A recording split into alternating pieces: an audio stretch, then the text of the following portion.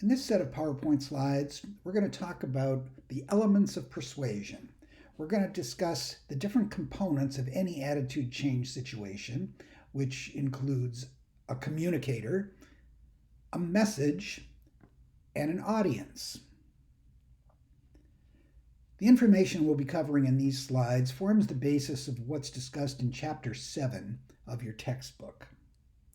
And it's based on something that's called the message learning approach to attitude change, sometimes known as the cognitive response approach to attitude change.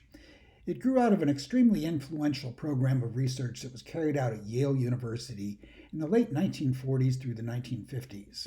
It's completely atheoretical. It's not driven by any theory of why people change attitudes or how people change attitudes. It was simply an attempt to pick apart the characteristics of the communicator and see what effects they have, different characteristics of the message, see what effects they have, different characteristics of the audience to see what effects they have. So in this particular section, we're not talking about theories. We're just talking about a very practical, what happens if we manipulate this, that, or the other thing. So let's talk about the communicator first. The most important thing about a communicator in terms of how persuasive he or she will be is the credibility of that person. And credibility depends upon two different things: expertise and intentions. So perhaps we have somebody who is a doctor telling us why we should get vaccinated. Well, we perceive that the doctor has years of training to get his medical degree and that he's been working in his career for quite some time. And we therefore perceive that this person has expertise. The individual knows what he or she is talking about. On the other hand, if we hear some anti-vaxxer, some celebrity perhaps, who's talking about the dangers of getting vaccinated and why we shouldn't do it, hopefully we perceive that this person does not have the same level of expertise as the other person. So the more expertise an individual has, the more credibility they will have, but it's also important to know what their intentions are. So perhaps we have a scientist who is got a PhD and well known as a researcher, but this person works for a tobacco company. And the person is telling us why smoking is not as dangerous as everybody thinks. Well, we may perceive this person to have expertise, but we question that individual's intentions. That person is getting paid by the tobacco company, probably paid very well, and therefore we're not so sure the person is going to give us absolutely the best information. So the credibility of that person may be limited.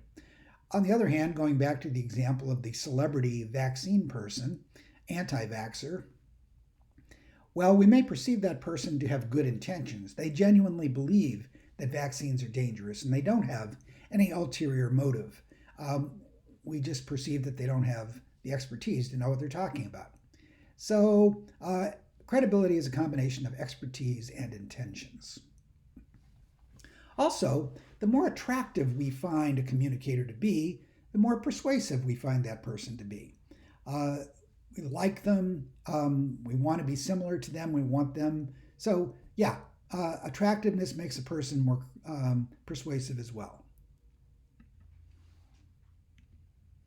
So let's talk about the message. Now there are dozens and dozens of different characteristics of messages that if you manipulate them, they may have some effect. I'm just going to give you a few examples of the things that researchers have looked at here, but there are many more. One thing you need to take into consideration is whether the message you're delivering would be more effective if it's a one-sided or a two-sided message. A one-sided message is where you just tell people what you want them to believe and you don't give them the other side of the story. A two-sided message, on the other hand, is one where you kind of give the individual both sides of an issue and let them draw a conclusion about which side they are on.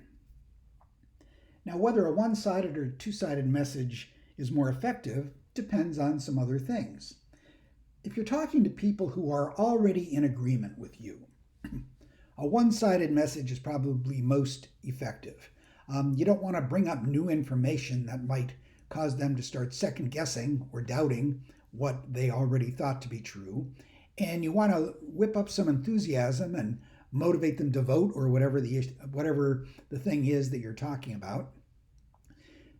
And a one-sided message is also effective with an audience that is less sophisticated. And by that I mean they don't really know a lot about the area that you're talking to them about. And so you don't want them to get confused and you want them to stay on message. So one-sided messages are more effective there. Two-sided messages, on the other hand, are going to be more effective if you have a sophisticated audience who already knows something about the complicated issue you're discussing. And if they know that you're only giving one side of the story, your credibility is going to suffer. You also want to use a two-sided message when the audience is probably not on your side to begin with. So if I want to talk to Knox College students about why we need to raise your tuition, I should probably start out by saying, all right, I understand that this is a problem, and let me go through some of the reasons why I know you will be opposed to this. And it shows that I understand the other side of the issue. But even after going through that, I still think we need to raise tuition, and let me give you the reasons why. Now, that doesn't mean I'm necessarily going to persuade people, but the two-sided message has a better chance of doing it than just a one-sided message alone. Do you want to use humor in your message or not? Well, humor can be good, but if it's too humorous and it distracts from what the argument itself is, the person might lose track of what it is that they're trying to be persuaded about. If you have a television commercial that's so funny that you forget what the product is that's being sold, that's not going to be very effective. The use of fear. Should you scare people into trying to do one thing or another? A fear message can be very effective, but it's most effective if you raise fear and then give them a clear way of dealing with that fear. Just scaring the bejesus out of somebody and then not giving them any guidance as to how to deal with that is not a very useful persuasion technique. But raising a little bit of fear and then giving them a solution to alleviate that fear can be quite effective. How do you want to deliver the message? Is it better to write it, speak it, send it in an email or a text, or do you need to deliver it in a face-to-face kind of way? So at work, very often we're trying to persuade each other to vote a certain way in a faculty meeting or take action in some way or other. And a lot of thought sometimes goes into, should I go and sit in the person's office and talk to them, or should I send them a very carefully crafted email? This is something we need to think about. In what order do you present your arguments? Do you draw conclusions for the audience, or do you just lay the information out there and let them draw their own conclusions? How often do you expose people to the message? All of these are things that may be important. It's not as if there is always the same right solution in every case, because it depends on other things. But message variables are important considerations whenever you're trying to persuade somebody about anything. Characteristics of the audience also matter. What kind of mood is the person or people in? Negative mood leads to more careful and systematic processing of information. Putting people in a good mood can make them more persuadable. How involved are people in the issue? How much do they care about it? Is your audience in favor of your position ahead of time or not? How sophisticated and educated are these individuals? How much do they know about the issues that you're talking to them about? How much do they care if the person delivering the message likes them or not? Do they care if that person approves of them? Personality variables matter. We've already talked a little bit about self-monitoring in the previous module, or how much people need to understand things. So what works well for one individual may not work quite so well for other individuals. So whenever there's an attitude change, persuasive situation, all of these different things are operating. There's something going on with the communicator, something going on with the message, and something about the audience that's relevant. So after literally hundreds of studies on attitude change, manipulating the variables we just talked about, a certain way of thinking about attitude change started to develop from this program, and it came to be known as the elaboration likelihood model. And this model is concerned with the probability that people will take one of two routes to persuasion. The central route. When somebody is taking the central route to persuasion, they're thinking very carefully about the content of the message. And it's called the elaboration likelihood model because by thinking carefully about the content of the message, the person is engaged in what's called elaboration. By elaboration, what you mean is you're connecting that new information with many different things in your memory, and you're thinking about it in a very complex, systematic way. So if somebody's taking the central route to persuasion, you want to make sure you have a very good message with good evidence and good arguments, because that's what people will be paying attention to. The peripheral route to persuasion, on the other hand, occurs when people aren't really paying that much attention to the message itself. They're being influenced by other things, such as who the communicator is. Is it a celebrity that they really like and admire? If so, they're inclined to go along and they may not pay that much attention to the actual message. Or if you just look like you have a lot of information, people get a little overwhelmed and don't even want to hear about it all. So this is a situation where there's low elaboration. The person is not doing a lot of sophisticated thinking about the message. They're being influenced more by other things outside of the message. Communicator variables, for example. Not surprisingly, attitudes that are formed through the central route turn out to be stronger and more resistant to change than attitudes that are formed through the peripheral route.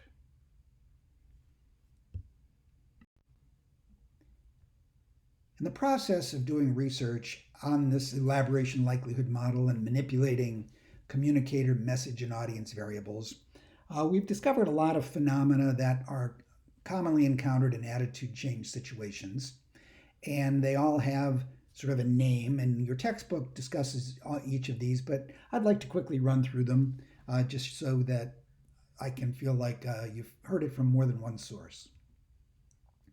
One thing to keep in mind is that messages are better at forming attitudes in people than in changing pre-existing attitudes. So if there's a political election, most of the advertising is being focused on the undecided voters.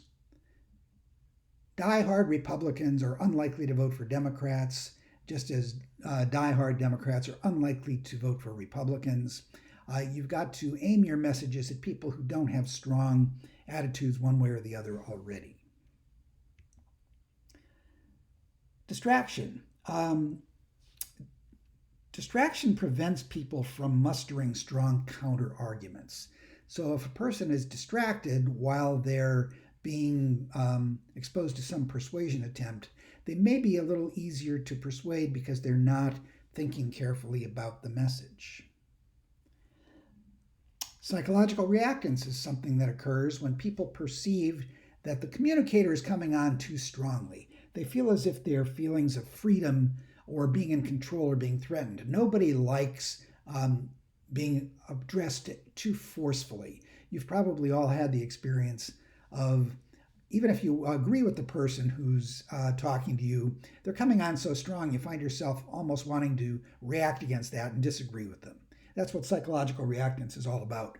You don't want to stir up psychological reactance in people you're trying to persuade because that's going to work against you. Forewarning. Just letting somebody know in advance that somebody's going to try to change their mind makes them more resistant to being persuaded. And this can become even stronger if you use inoculation. With inoculation, you give it sounds like a vaccine, and the analogy is intentional. When you're being vaccinated against the flu, for example, you're actually being injected with a little bit of the flu virus so that your body can generate antibodies to make you resistant to the actual flu. Well, in attitude inoculation, you give the person examples of the arguments that are going to be used against them, and this gives them a chance to muster counter arguments before they encounter the actual persuasion attempt. So forewarning and inoculation are things that make people less persuadable. The sleeper effect is something that happens when at first you're not very persuaded by the message. So let's say that a celebrity that you really like and admire is up there trying to get you to vote a certain way or to buy a certain product. And at first you're inclined to go along because, boy, you really like that person and you think they're persuasive. But if the message that they're delivering you isn't very compelling, as time goes by and the glow of the celebrity kind of dissipates, the message becomes more important, and the weak message kind of wakes up and you're less inclined to go along than you were at first. Or it could work the other way. Somebody that you don't like is trying to persuade you of something, so you dismiss it, but they've got a pretty good argument.